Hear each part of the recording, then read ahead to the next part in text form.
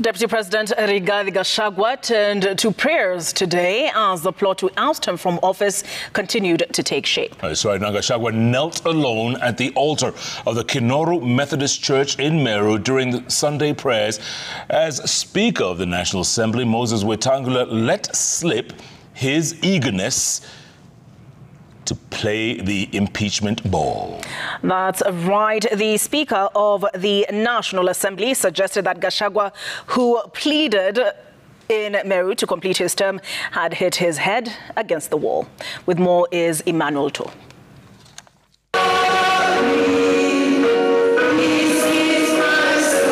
Come unto me, all ye that labor and are heavy laden, and I will give you rest. Matthew 11:28.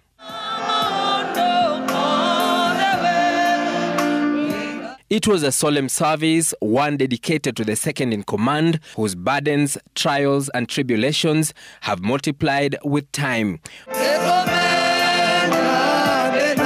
From moving praises, the embattled Deputy President Rigathi Gachagua turned his eyes to God for a divine intervention and for his burden of the looming impeachment to be lifted.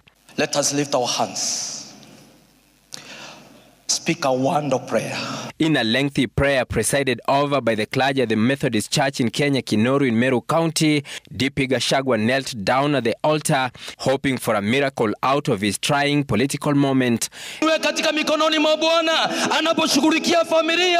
emotional service forcing tears to flow freely for some, including Juja MP George Koimbori, who has fashioned himself just like Peter, who swore never to abandon his master. Receive our love. Empowered by the word, Gachagua reminded those baying for his blood to keep their word. So Bishop, mimi sina maneno mengi, mimi nimeshukuru sana kwa maombi. Please continue praying for our country. President and I were elected to the joint ticket for 5 years, and that is the will of the people. Let us not fall into the temptation of overturning the will of the people through other methods. And unlike the rest of the church services he attends, his foot soldiers were asked to stand down, only joining their leader in prayer. None of the MPs from the Mount Kenya East counties of Embu, Tharaka Nithi, and even Meru attended the service. However, it seemed Gachagua's reprieve was only short-lived. While he was being prayed for, the Speaker of the National Assembly, Moses Wetangula, who is supposed to be the arbiter in his looming impeachment proceedings, also announced he had had enough. Courage is not courage if you use it to hit your head against the wall. It is stupidity. Na tunataka tuwe na viongozi ambao wanajua the limit of where to go, what to say, where to say, how to say, and the impact on society. Na kama kuna mtu yeyote anataka kufuruka amani ya nchi, ikiwa ni mimi, nitolewe. Akiwa ni Makau, atolewe.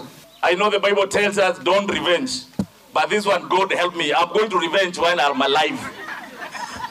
Leteni hiyo mswada mimi naiweka mara moja na maneno iendelee. We can coexist peacefully and we can distribute our development equally without what we call interference with tribal affiliations. Some kilometers from the venue of prayer, some 7 senators and 4 MPs from his Mount Kenya backyard were also singing the now too familiar chorus. Hawezi kuwa deputy president, alafu wakati unasikia hujatosheka na mdosi wako, unamuongelesha kwa mikutano Githurai, Sagana, Gatundu, kila mahali. Unafaa umpigie simu wewe ndiye deputy president.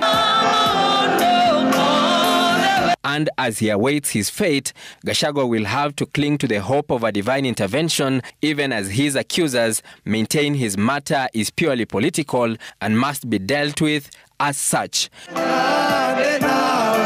Emmanuel To, Citizen TV, Nairobi.